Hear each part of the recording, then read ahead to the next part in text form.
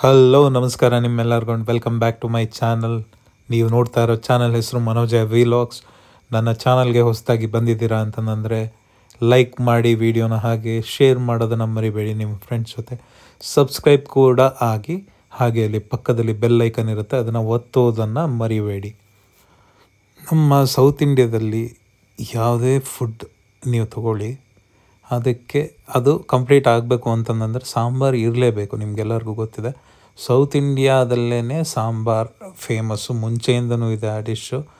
ನಿಮಗೆ ಈ sambar taste south ಇಂಡಿಯಾದ ಕುಕ್ ಮಾಡಿದ್ರೆ ಮಾತ್ರ ಆ ಟೇಸ್ಟ್ ಬರುತ್ತೆ. ನೀವು ಯಾವುದೇ ಹೋಟ್ಲಿಗೆ ಹೋದರೆ ಅಂಥದ್ದೇ ಒಂದು ಹೋಟೆಲ್ಗೆ ಇವತ್ತು ನಾವು ಹೋಗ್ತಾಯಿದ್ದೀವಿ. ಆ ಸಾಂಬಾರು ಟೇಸ್ಟ್ ಆ ಹೋಟ್ಲಿಂದು ಬಹಳ ಚೆನ್ನಾಗಿರುತ್ತೆ. ಅದು ಯಾವ ಹೋಟ್ಲು ಅಂತಂದರೆ ಪಾಕಶಾಲಾ, ಸಿರಾದ ಪಾಕಶಾಲಾ ಹೋಟ್ಲಿಗೆ ಹೋಗ್ತಾಯಿದ್ದೀವಿ. ನಿಮಗೆಲ್ಲರಿಗೂ ಗೊತ್ತಿರೋ ಹಾಗೆ ಪಾಕಶಾಲಾ ಹೋಟೆಲ್ಸ್ನ ಓನ್ ಮಾಡೋದು ಮುಂಚೆ ಇದ್ದಂತಹ ವಾಸುದೇವ್ ಅಡಿಗ ಅವರು. ನಿಮಗೆ ಗೊತ್ತಿದೆ, ಮುಂಚೆ ಅವರು ಓನ್ ಮಾಡ್ಕೊಂಡಿದ್ದಂಥ ರೆಸ್ಟೋರೆಂಟ್ ಬಂದು ವಾಸುದೇವ್ ಅಡಿಗಾಸು. ಅದು ಏನೋ ಇಶ್ಯೂ ಆಗಿ ಅದನ್ನು ಬಿಟ್ಟಿದ್ದೀನಿ ಅಂತಂದು ಅವರೇ ಅದರ ಓನರ್ಶಿಪ್ನ ಬೇರೆಯವ್ರಿಗೆ ಕೊಟ್ಟಿದ್ದೀನಿ ಅಂತಂದು ಅವರೇ ಹೇಳಿದ್ದಾರೆ ಒಂದು ಇಂಟರ್ವ್ಯೂವಲ್ಲಿ. ಅದನ್ನು ಬಿಟ್ಟ ಮೇಲೆ ಇದನ್ನು ಶುರು ಮಾಡ್ಕೊಂಡಿದ್ದಾರೆ ಈಗ ಪಾಕಶಾಲಾ. ಒಂದು round chain of Pakashala hotels ಏನಿದೆ, ಅದರ ಸಾಂಬಾರ್ ಟೇಸ್ಟ್ ಆಗಿರ್ಬೋದು, ಚಟ್ನಿ ಟೇಸ್ಟ್ ಆಗಿರ್ಬೋದು, ನಮ್ಮ ಸೌತ್ ಇಂಡಿಯನ್ಗೆ ಅಂದರೆ ಸೌತ್ ಇಂಡಿಯಾದಲ್ಲಿ ನಾವೇನಿರ್ತೀವಿ ನಮಗೆ ಚೆನ್ನಾಗಿ ಅನಿಸುತ್ತೆ. ಅದಕ್ಕೇ ಅದು ಫೇಮಸ್ ಆಗ್ತಾಯಿದೆ. ಅಲ್ಲಿಗೆ ನಾವೆಲ್ಲರೂ ಒಂದು ಕೆಲಸದ ಕಾರಣ ನಾವು ಸಿರಾ ಹತ್ರ ಹೋಗಿದ್ದರಿಂದ ಅಲ್ಲಿ ಆ ಪಾಕಶಾಲಾಗೆ ಹೋಗಿದ್ವಿ.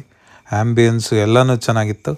ಬಟ್ ಇವರು ಪಾಕಶಾಲಾ ಅದೆಲ್ಲ ಏನಾಗುತ್ತೆ ಅಂದರೆ ಡಬಲ್ ಸ್ಟೋರಿ ಬಿಲ್ಡಿಂಗು, ಆಮೇಲೆ ತ್ರಿಬಲ್ ಸ್ಟೋರಿ ಬಿಲ್ಡಿಂಗ್ ಎಲ್ಲ ಹಾಕ್ಕೊಂಡಿರೋದ್ರಿಂದ ರೇಟ್ ಜಾಸ್ತಿ ಇರುತ್ತೆ ಸ್ವಲ್ಪ. ಅದೊಂದು ಮೈನಸ್ ಅಷ್ಟೇ. ಅದನ್ನು ಬಿಟ್ಟರೆ ಟೇಸ್ಟು ಎಲ್ಲ ನಮಗೆ ಹೇಗೆ ಬೇಕು ಸೌತ್ ಇಂಡಿಯನ್ಸ್ಗೆ ಅದೇ ಥರ ಇರುತ್ತೆ.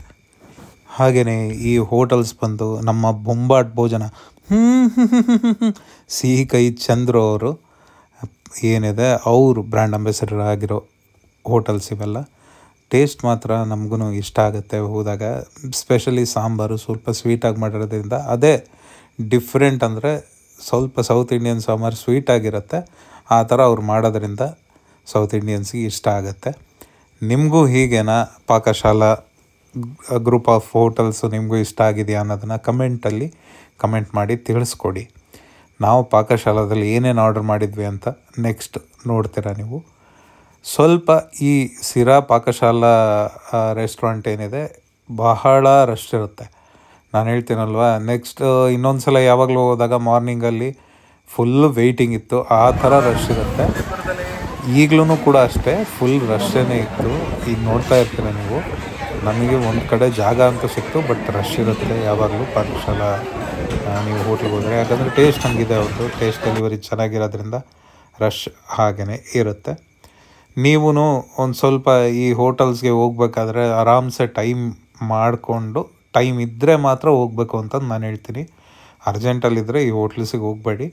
ಸ್ವಲ್ಪ ಬೇಗ ಸಿಗೋದಿಲ್ಲ, ಸೀಟಿಂಗ್ ಸಿಗೋದಿಲ್ಲ ನಿಮಗೆ, ಅದೊಂದು ಪ್ರಾಬ್ಲಮ್ ಆಗುತ್ತಷ್ಟೆ. ಅದೊಂದು ಬಿಟ್ಟರೆ ಬೇರೆ ಎಲ್ಲ ಆರಾಮು ನಿಮಗೆ. ನಾವು ಏನೇನು ಆರ್ಡರ್ ಮಾಡೋದು ಅಂತ ಡಿಸೈಡ್ ಮಾಡ್ತಾ ಇದ್ವಿ. ಮೆನುನ ನೋಡ್ತಾ ಏನೇನು ಆರ್ಡರ್ ಮಾಡಿದ್ವಿ ಅಂತ ನೆಕ್ಸ್ಟು ನೋಡ್ತೀರಾ ಸ್ವಲ್ಪ ಸಮಯದಲ್ಲಿ.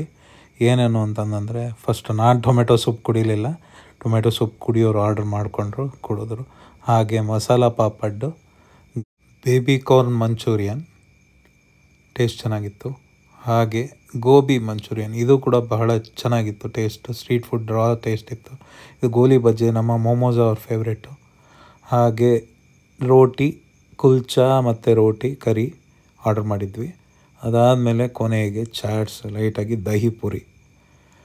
ಸೊ ನನ್ನ ಎಂಡಿಂಗ್ ಯಾವಾಗಲೂ ಇದರಿಂದನೇ ಆಗೋದು. ನೀವು ನೋಡ್ತಿದ್ರಲ್ಲ, ಬಟರ್ ಮಿಲ್ಕ್ ಕುಡಿತೀನಿ ನಾನು, ಬೇರೆಯವ್ರು ಕಾಫಿ ಕುಡಿತಾರೆ.